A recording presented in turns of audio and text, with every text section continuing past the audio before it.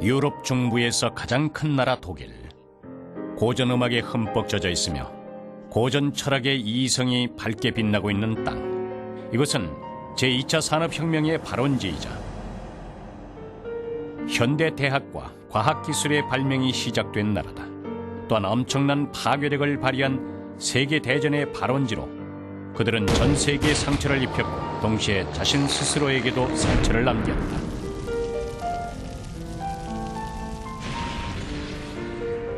이 모든 것은 오래된 분열의 역사와 전쟁에 대한 기억으로부터 시작된다. 통일과 강대함은 독일 발전의 최대의 동기였다. 근 200년 동안 국가 통일을 위해서 걸어온 독일. 여러 차례 세계인을 놀라게 했던 이 땅 위에서 어떤 희극과 비극이 일어났던 것일까?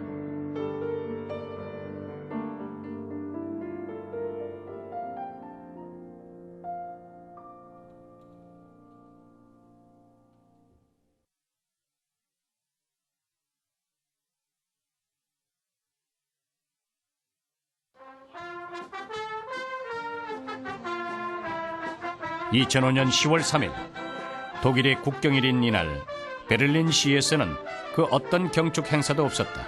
그러나 시민들은 브란덴부르크 문 앞에 모여서 각자의 방식으로 국가의 생일을 축하했다. 독일의 문 브란덴부르크 문은 파란만장했던 독일 운명의 역사적 증거물이다. 독일 사람들은 국가의 운명을 지키고 있는 이 여신을 평화의 여신이라 부른다. 그러나 200년 전 독일을 공격했던 한 정복자가 이 평화의 여신을 뺏어갔다.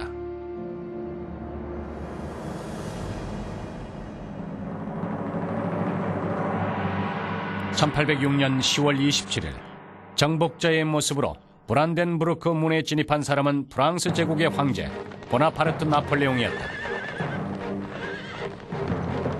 나폴레옹은 강력한 프랑스 대군을 이끌고 폭풍처럼 유럽을 휩쓸었으며 유럽 중부에 위치한 이 땅을 손쉽게 정복했다.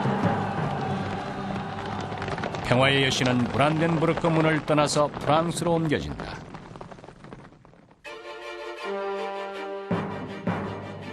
또 한 차례의 굴욕이 독일인들의 아픈 기억을 되살아나게 했다.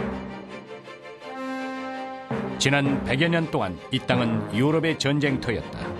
독일인들은 늘 주변에서 대기하고 있는 유럽 열강들의 고용군이 돼서 자신들의 땅 위에서 서로를 죽여야만 했다.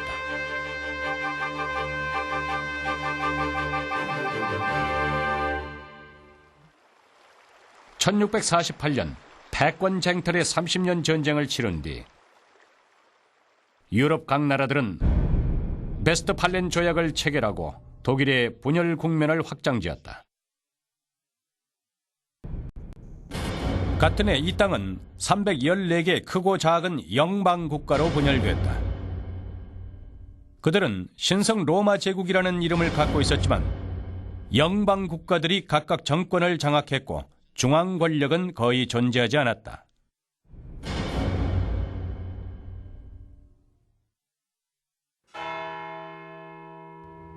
(1806년) 나폴레옹 군대가 진입했을 때 이 나라는 전혀 저항할 힘이 없었다. 제국 중 최대 영방 국가이던 프로이센과 오스트리아도 참패를 당했다. 프로이센은 국토의 절반을 뺏겼고 전쟁 배상금으로 1억 5천만 프랑을 내야 했다. 신성 로마 제국은 순식간에 와해되고 만다.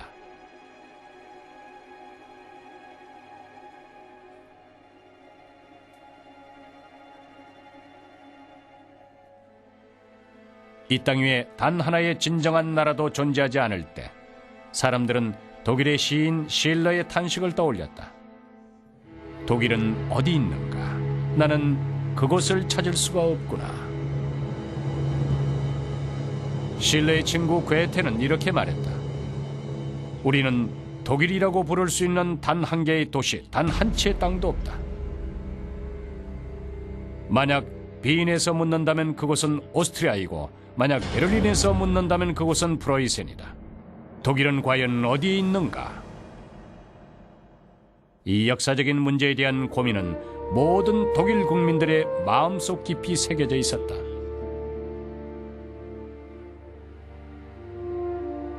독일의 시인은 시로 민족의 미래에 대해 물었고, 독일의 음악가는 음표로 대항의 열정을 불러일으켰으며, 독일의 철학가는 신념으로 국가에 대한 존경을 키워나갔다.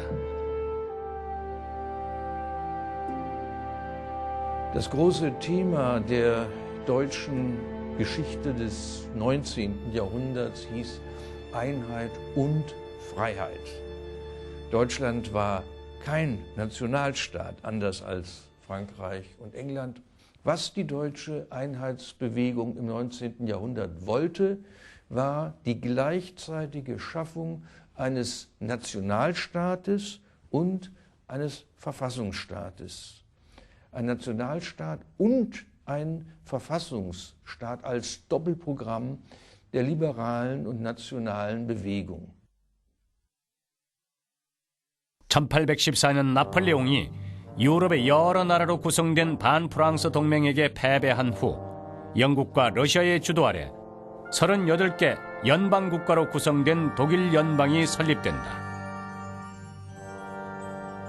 그러나 연방국들은 각자 독립된 주권을 갖고 있었다. 당시 유럽 열강들은 하나로 통일된 독일이 유럽 중부에 자리 잡는 것을 원치 않았기 때문이었다. 프랑스는 평화의 여신을 돌려주었지만 브란덴부르크 문에서 여신을 맞이한 것은 여전히 분열된 독일이었다.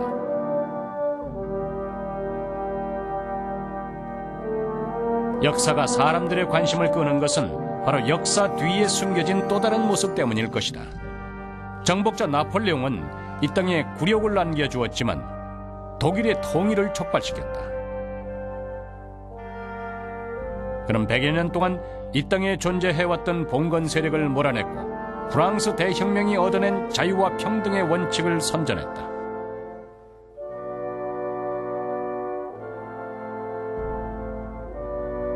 독일인들은 프랑스 대혁명 사상의 지도하에 통일과 자유의 국가를 모색하기 시작한다.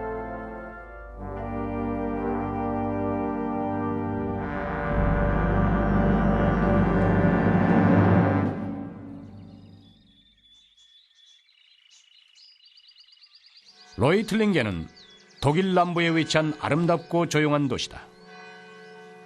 이 도시는 200년 동안 리스트의 지도 아래 안락한 나날을 보냈다. 독일이 통일을 실현하는 과정에서 리스트는 가장 활발하고 가장 영향력 있는 인물이었다.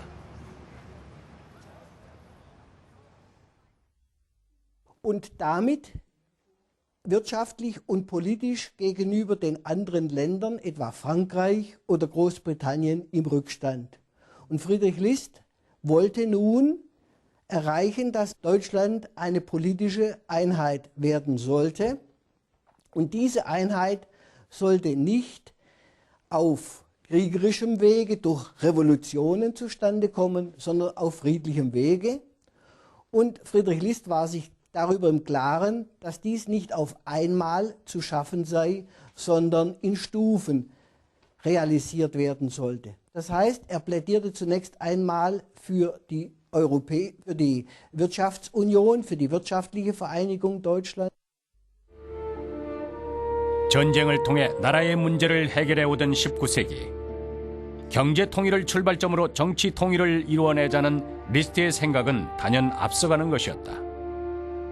그것은 경제학자의 돋보이는 안목이었고 대담한 주장이었다. 이런 주장의 현실적 배경은 독일의 분열이 경제 발전에 큰 걸림돌이 됐기 때문이다.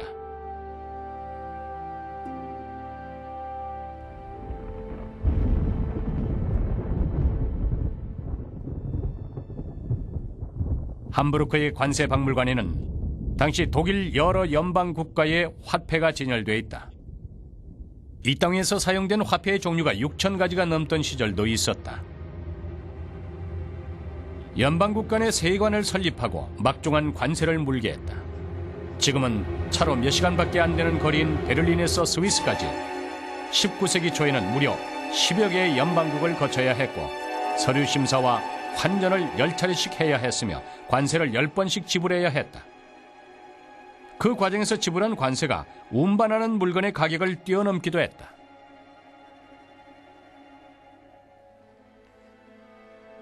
Diese vielen Zollschranken und Zollbestimmungen, die erschwerten sowohl den Binnenhandel als auch die Entwicklung der deutschen Wirtschaft und deren Wettbewerbsfähigkeit. Und aus diesem Grunde sah er die absolute Notwendigkeit darin, wenn Deutschland als sozusagen unterentwickeltes Land sich entwickeln sollte und auf diesen Standard, auf das Niveau der führenden Industrienationen kommen sollte, als unerlässliche Notwendigkeit, als Conditio sine qua non, die Abschaffung der Zollschranken im Innern und damit die Möglichkeit, dass sich die deutsche Wirtschaft entwickeln und international wettbewerbsfähig werden konnte.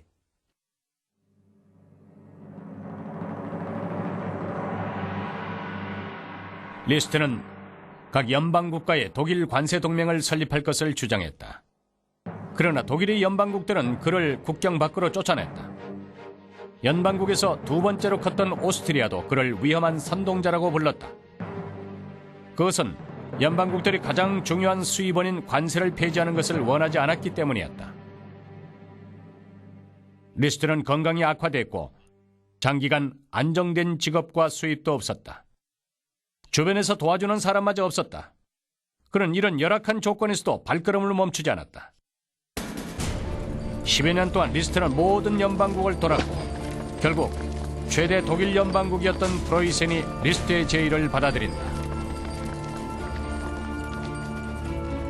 독일의 경제 융합은 얼음 밑의 계곡물처럼 조금씩 모이기 시작했고 끝내 얼음이 녹는 봄을 맞이하게 된다.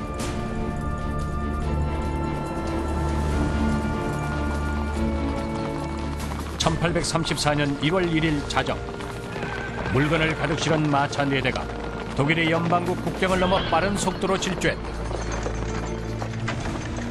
몇백 년 만에 처음으로 관세를 물지 않고 국경을 넘은 것이다. 독일의 관세 동맹은 이루어졌다. 결정적 역할을 한 나라는 바로 프로이센이었다.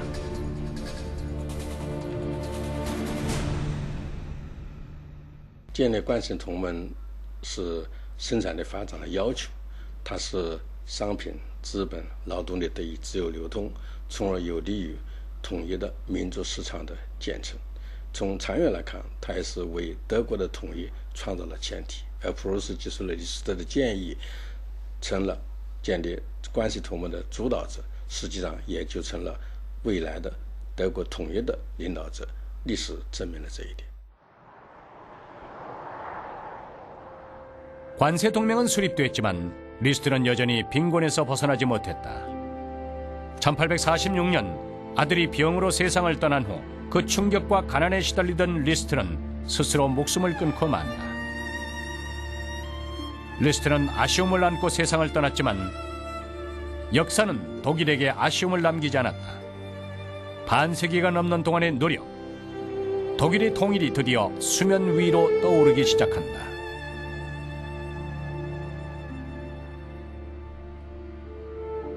계속해서 여러 연방국들이 관세 동맹에 가입했다. 프로이센을 중심으로 한 철도망이 독일을 연결하는 강력한 동맥으로 급부상했다. 19세기 중엽 관세 동맹 지역의 산업 생산량이 영국, 프랑스를 뒤이어 3위를 차지했다. 독일의 경제 통일 목표는 이미 실현됐고 정치 통일의 길에도 점차 빛이 보이기 시작했다.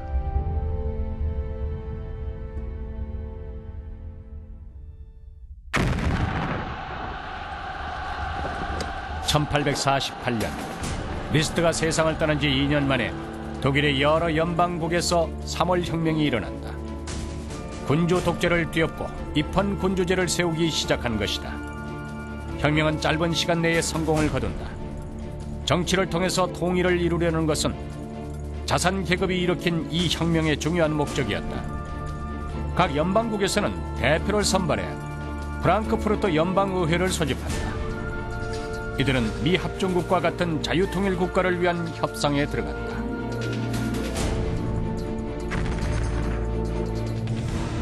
의회가 협상의 줄다리기를 하고 있을 때 낡은 정권이 놀라운 속도로 집결해 반격을 시작한다. 독일은 또다시 각자의 군주 독재로 되돌아갔고 독일 의회의 의원들은 각자 연방국으로 다시 불려갔다. 1848年资产阶级民主革命的失败，造成了2个严重的后果。第一个后果就是，德国的统一没有能够实现；第二个后果，专制制度依然保留着。所以说，德国失去了通过和平民主的方式来实现德国统一的机会。 의회에서 시도한 민주적 평화 통일 방식은 실패했다. 독일의 통일은 과연 어떻게 이루어질 것인가? 과연 누가 이 중요한 역사적 임무를 맡을 것인가? 독일의 북부 도시 함부르크에 오토폰 비스마르크 기념관이 세워져 있다. 기념관에는 한 폭의 진귀한 유화가 120여 년간 걸려 있다. 그 그림은 한 나라의 역사를 그렸을 뿐 아니라 한 사람의 역사도 그리고 있다. Das Bild ist ein Geschenk der kaiserlichen Familie an den Fürsten Bismarck zu seinem 70. Geburtstag am 1. April 1885. Bismarck hatte bei diesem Staatsakt auch eine dunkle Uniform an, aber dieses Bild war ein Geschenk zum 70. Geburtstag. Und da wünschte der alte Kaiser, dass die Person des Kanzlers herausgestellt werden sollte. Und er musste in weißer Uniform gemalt werden. 흰색의 군복을 입은 비스마르크는 유화 속의 주인공이었을 뿐만 아니라 독일 통일 과정에서 더욱 빛났다.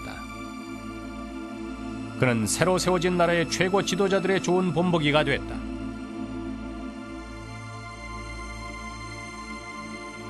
동방의 비스마르크로 불리던 청나라 대제국의 대신 이 홍장은 말리길을 넘어 독일의 그를 만나러 왔었고 일본 메이지 유신 시기에 제1내무장관 오쿠보 도시미치도 자신을 동양의 비스마르크에 비유했다. 이토록 존중받았던 비스마르크는 과연 어떤 방식으로 독일 통일을 주도했던 것일까?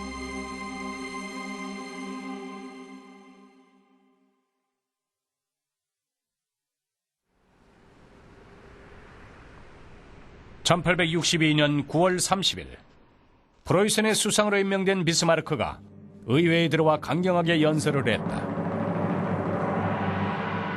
당대의 중대한 문제는 연설이나 사람들의 결의에 의해서 해결되는 것이 아니다. 불가피한 투쟁, 철과 피로 이루어진 강경한 투쟁으로 목표를 달성해야 한다. 이로부터 비스마르크는 사람들로부터 철과 피의 재상으로 불린다.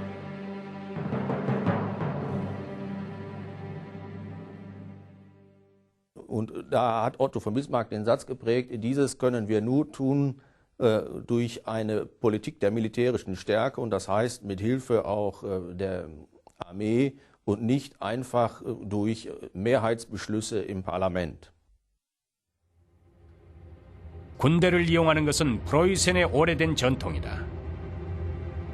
당시 프로이센은 강력한 군대를 보유하고 있었기 때문에 평화시대의 군대라고 불렸다. 비스마르크는 독재에 가까운 정치를 펼쳤는데 여러 차례 의회를 강제로 해산시켰고 자신이 직접 프로이센군의 최고 사령관이 됐다.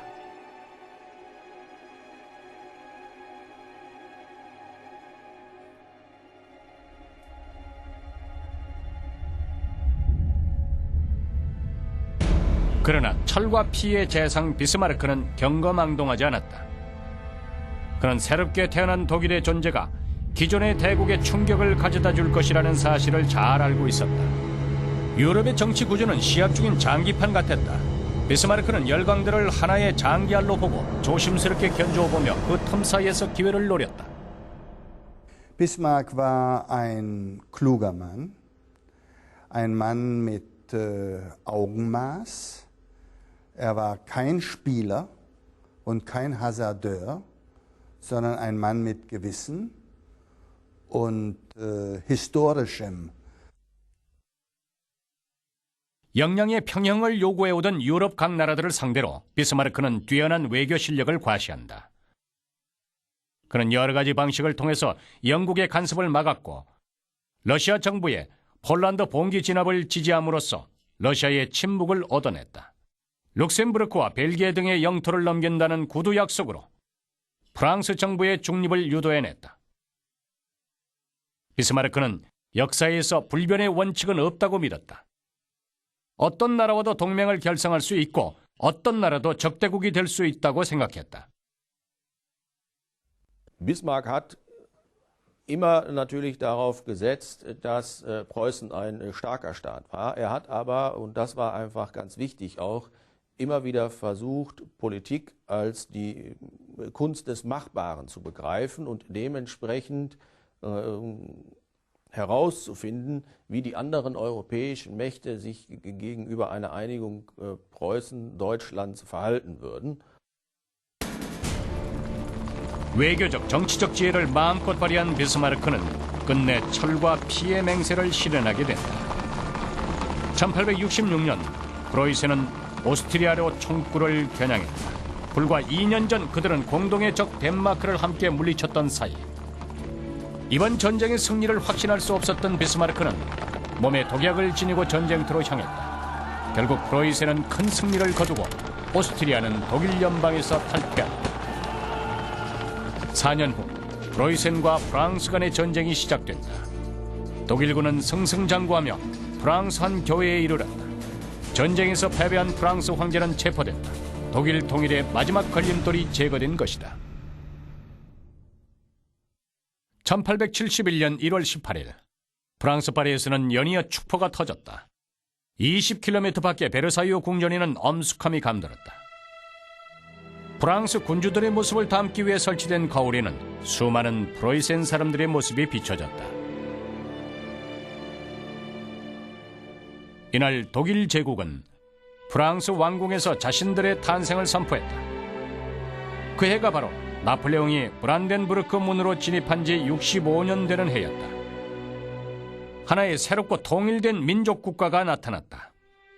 70년간의 노력 끝에 독일 국민들이 세운 이 나라는 어떤 나라가 될 것인가? 그동안 유럽 열강들의 견제를 받아왔던 이 나라가 유럽에 어떤 영향을 미칠 것인가? 德国姗姗来迟，结果呢，刚一亮相就令全世界大吃一惊，因为它在人口总量啊、国民生产总值啊、钢铁产量啊、煤产量啊，以及铁路线里程等等方面都远远的超过了法国，在欧洲仅次于称霸了1个世纪之久的英国。那么德意志从濒临亡国的绝境发展成一个令人瞩目的强国啊，采取了种种的措施。这些措施当中啊，其中最为重要的一条就是它高度的重视对国民素质的培养，并以此作为它国家振兴的基础。那么战胜法国并俘虏法国皇帝的元帅毛奇就曾经说过，普鲁士的胜利啊，早就在小学教师的讲台上决定了。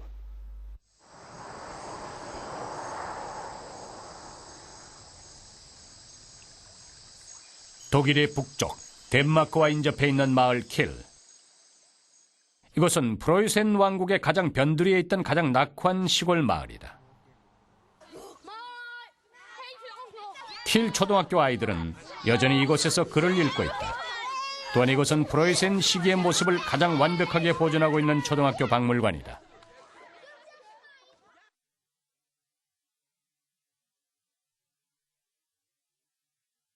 이것은 1820년 자연 시간에 썼던 그림. 당시 어린이들은 10,000km 이상 떨어진 곳에 있던 중국의 만리장성을 알고 있었다. 이곳의 어린이들은 세계 6대주에 다른 인종들과 다른 생활 환경이 있다는 것을 알고 있었다. 이 작은 실험에서 그들은 최근에 발견된 새로운 자연과학 지식을 접할 수 있었다. 당시 초등학생들이 배웠던 과목들이 이 시간표에 적혀 있다. 세계지리, 자연, 산수, 독일어, 서예와 종교, 그리고 체조가 있었다. 학생들의 수업료는 거의 무료였다. 주로 물건으로 지불하는 형식이었는데 학교를 가지 않으면 벌금을 내야 했다. 학교에는 아직도 당시 벌금 기록 책자가 보관돼 있다.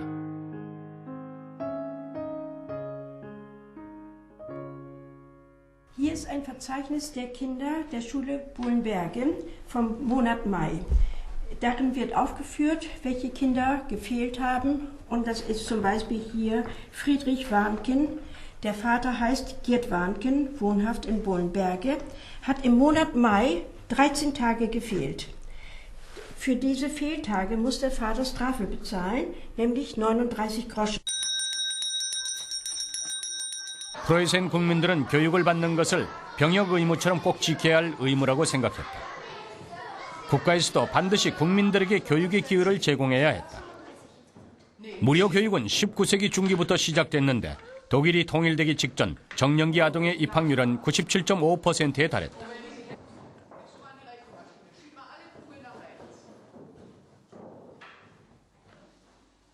Dass die jungen Leute von Anfang an lernen, nicht für sich allein zu leben, sondern für das ganze Volk.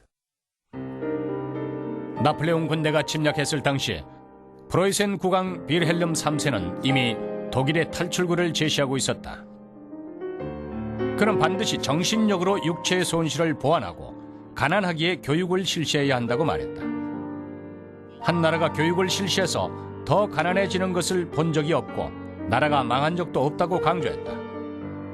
전 국민에게 의무적으로 교육을 시키는 동시에 프로이센은 교육과 과학을 함께 연구하는 현대 대학을 설립한다. 프로이센이 나폴레옹에게 막대한 금액의 전쟁 배상금을 지불하는 상황에서 베를린 훔볼트 대학이 탄생됐다. 국왕은 자신의 마지막 재산까지 내놓았고 호화로운 왕자 궁전을 대학 부지로 내놓았다. 이와 동시에 그는 대학의 요구를 들어준다. 그것은 바로 국가가 교육과 과학 연구 활동에 물질적 지원을 해주고 교육과 학술 활동에는 간섭하지 말라는 것이었다. 국가가 보장한 충분한 자유는 훌륭한 독일 출신의 과학자를 양성해냈다. 베를린 훔볼트 대학 본관 복도에는 수많은 흑백 사진들이 걸려있다. 그들은 모두 각자 분야에서 중대한 성과를 이뤄낸 이 학교의 교수들이다. 그중 29명은 모두 노벨상을 받은 인물이다.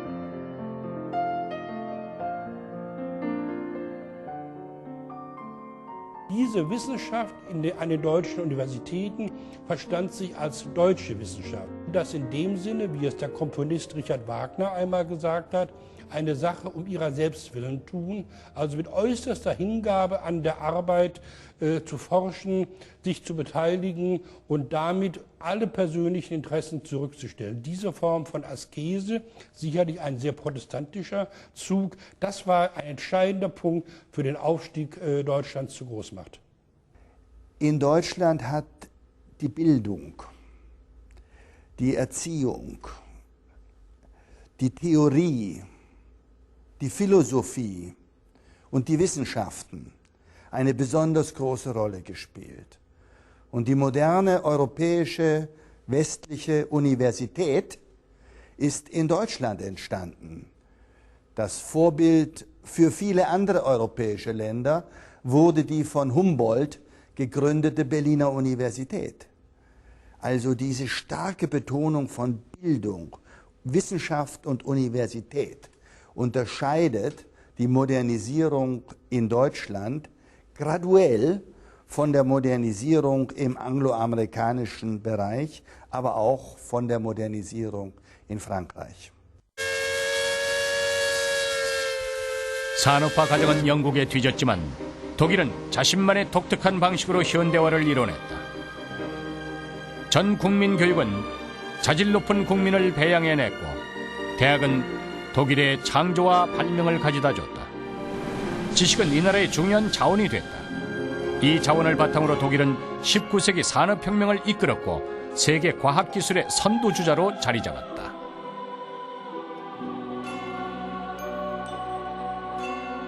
전기시대의 중요한 발명이 독일에서 탄생됐다. 1851년부터 1900년 사이 중대한 과학기술 혁신과 발명, 창조면에서 독일이 이뤄낸 성과는 202가지가 넘었다. 이는 영국, 프랑스 두 나라의 성과를 합한 것과 같았으며 세계 2위를 차지한다. 오늘날까지 독일은 전 세계에서 과학기술 대국 중 하나다.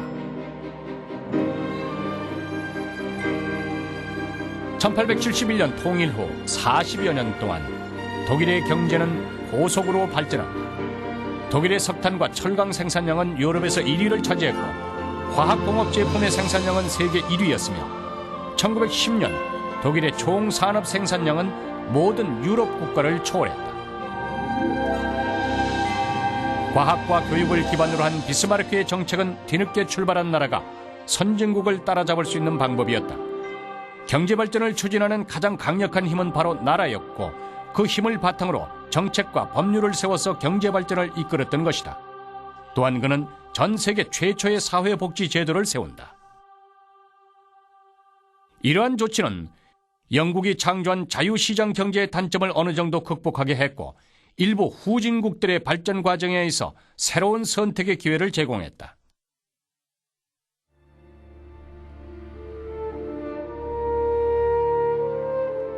세계인이 놀랍고 부러운 시선으로 급속도로 부상하는 독일을 바라보았다. 독일의 모든 발전을 뒷받침한 것이 있었다. 그것은 바로 독일의 통일 후 얻어진 평화로운 사회 환경이었다. 이 평화로운 환경을 만들어낸 자는 바로 제국의 지도자 비스마르크였다. 그는 오랫동안 유럽 열강들의 억압 속에서 허덕이던 나라를 위해 절호의 발전 기회를 만들어냈던 것이다.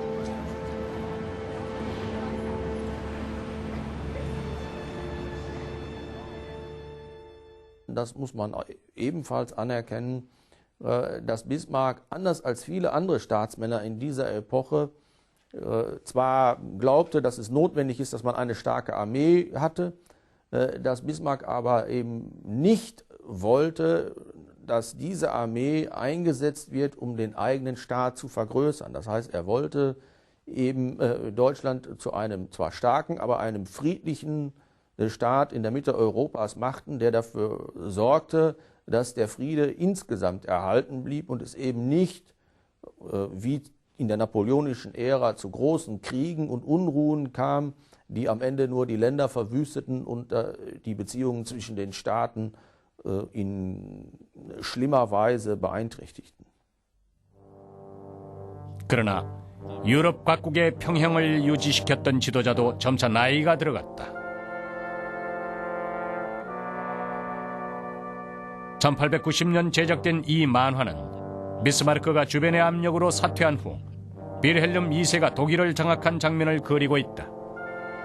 이 만화 속의 모습이 바로 독일 국가 전략의 전환점이었다.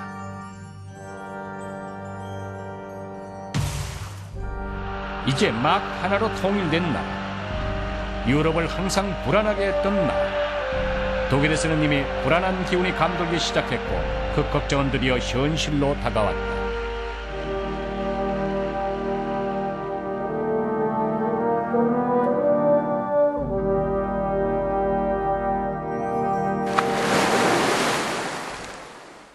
威廉二世上台执政之后，才在很大程度上改变了贝斯穆的这个对内对外政策。因为德国在这个经济高速发展的过程当中，德国的容克地主和垄断资产阶级的相互渗透融为一体。当时的这个德国呢，不可能或者说不存在一个走向这个民主或者议会道路这个可能，不可能。另外，还有一个什么局面呢？就是当时的德国的工业发展、经济发展很快，它先进的工业和这个先进的科学技术与普鲁士的军国主义，非常紧密的结合起来。所以这两个东西呢，的紧密的结合呢，就使得当时的德意志国家、德意志帝国呢，很快发展成为一个十分具有侵略性的帝国。所以呢，这个德皇威廉二世呢，就当时非常嚣张的叫嚷，所谓上帝就是安排我们来支配和统治所有的民族的。 젊은 황제 빌헬름 2세가 제위에 오른 후 첫 연설에서 이렇게 발표한다. 나와 군대는 한 몸이며 우리는 태어나서부터 서로 돌보는 관계이고 하느님이 주시는 것이 평화든 폭풍이든 상관없이 우리는 함께할 것이다. 독일이 통일을 실현하는 과정에서 강화된 프로이센의 군국주의는 빌헬름 2세에 의해 또다시 수면 위로 떠올랐다. 전 세계를 정복하려는 독일의 여정이 시작된 것이다. 1913년 독일이 영국을 뛰어넘어 미국 다음에 세계 2위 경제 대국으로 발전했을 무렵 독일의 또 다른 전쟁이 시작됩니다. 1914년 제1차 세계대전이 폭발했고 1939년 제2차 세계대전이 일어났다. 독일은 인류 역사상 두 차례 벌어진 세계대전의 발원지가 됐다.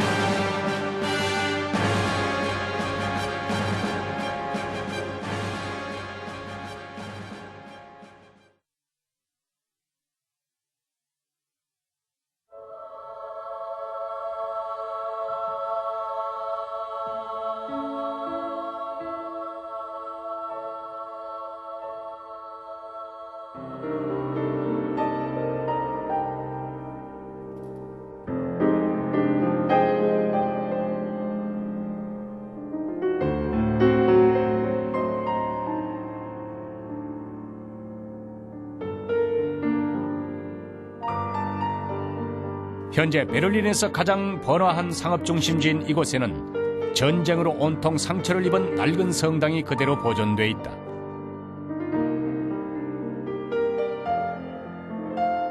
성당 앞에 세워진 강철 조각상에는 베를린이란 글씨가 새겨져 있다. 분열과 통일, 독일 역사 속에 펼쳐진 또 한 차례 비극이 이 조각상의 소리 없이 멈춰져 있다. 2차 세계대전 후 독일은 분단 국가로 전락했고 역사는 다시 처음으로 되돌아간 듯했다. 무거운 짐은 또다시 독일 국민의 앞에 놓여졌다. 과연 독일은 어디에 있는가? 이들은 반드시 그 답을 찾아야 할 것이다.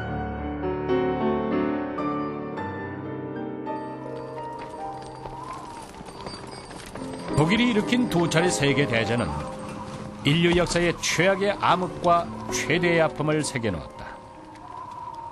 수많은 생명과 가족이 전쟁 중에 사라졌다. 이는 전 세계가 잊을 수 없는 역사의 한 페이지다. 되돌아볼 수 없는 과거를 과연 어떻게 대할 것인가 하는 문제는 한때 이성을 잃었던 민족이 반드시 받아들여야 하는 숙명이다. 2차 대전 중에 살해된 600만 유태인의 억울한 영혼이 그들을 바라보고 있으며 상처를 입은 유럽과 세계인들이 그들을 바라보고 있다.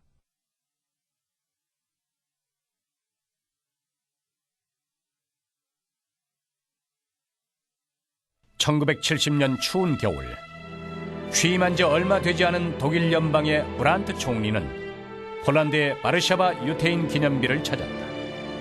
2차 대전 당시 250만 유태인들이 수많은 고통과 절망 속에서 목숨을 거뒀다.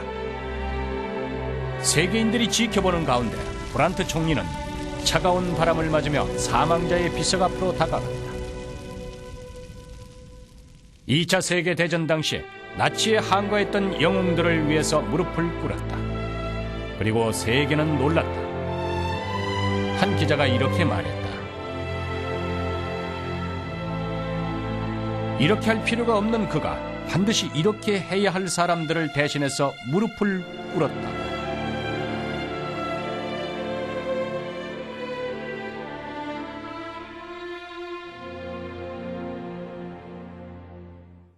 Die Deutschen haben relativ ehrlich nach einer Weile sich ihrer schwierigen Tradition gestellt, sie akzeptiert, darüber diskutiert und haben nicht abgestritten, dass sie den Zweiten Weltkrieg begonnen hatten, dass sie die Judenermordung zu verantworten hatten und eine große Diktatur, eine faschistische Diktatur, den Nationalsozialismus, 12 Jahre lang getragen hatten.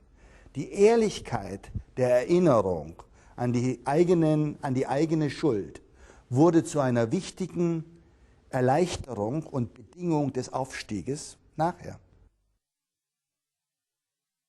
무릎을 꿇은 것은 브란트 한 사람이었지만 일어선 것은 독일 전체였다. 2차 대전 후 독일 연방은 당시 독일 나치스의 침략을 받았던 피해자 및 유가족들에게 지속적으로 거액의 배상금을 지불했다. 교육부에서는 나치스의 만행을 역사 교과서의 주요 내용으로 다뤘고 다음 세대를 교육하는 것이 급선무이며 역사의 비극을 재현하지 않는 것이 바로 자신들의 의무라고 강조했다. 역사의 책임을 성실하게 받아들인 독일은 유럽의 품으로 세계의 무대로 돌아왔다.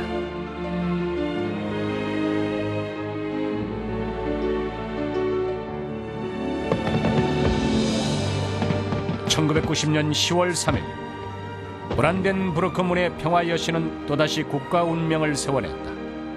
41년 동안 분단의 아픔을 겪었던 독일이 역사적으로 통일이 된 것이다. 이날이 바로 독일의 국경일이 됐다.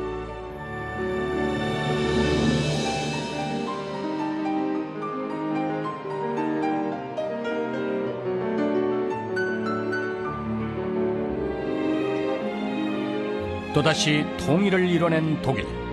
그것은 철과 피의 힘이 아니라 120년 전과 같은 평화의 힘이었다. 독일 국민들은 또다시 경제발전의 기적을 창조했다. 두 차례 세계대전의 아픔을 겪은 나라가 한 세대 사람들의 노력을 통해 미국과 일본 다음에 세계 3위의 경제대국으로 발전한 것이다. 동시에 독일은 유럽연맹의 주요 국가가 됐고 유럽의 진흥 속에서 강대국으로 발전하는 길도 모색해냈다.